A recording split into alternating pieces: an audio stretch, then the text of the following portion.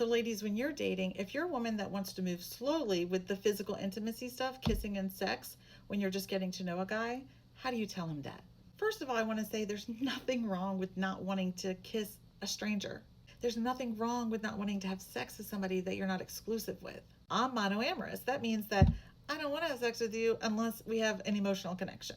If I don't feel emotionally safe, I damn well am not going to feel physically safe. I'm also old enough to know that sex is not the price of admission for dating. You can have whatever boundaries you want. You want to tell them this on the first date or before the first date with a FaceTime call, but you want to see their reaction.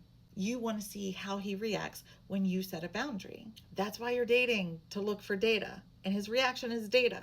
Because men who lack emotional maturity, who are entitled, who have predatory tendencies, who are controlling and abusive, they hate boundaries. And this is a pretty quick way to filter them out. So one of the things that I used to say was, I like to take my time and get to know a man before we become physically intimate, whether that's kissing or sex. I want to make sure that we can be best friends and that we have a really good emotional connection before we check to see if we have a physical connection. And I'd like to know what your pace is as well. But for me, when I finally feel ready to take that next step, I'll let you know, or I'll initiate it. So are you comfortable moving at that pace? Sometimes it takes me 1 month, sometimes it takes me 3 months. It just depends on the situation and how often we see each other. You're not doing this to manipulate him or make him earn you. You're doing this to stay emotionally sober so you don't get lip or dick drunk. So you don't have oxytocin, adrenaline, endorphins, and dopamine swirling around in your body, preventing you from seeing red flags.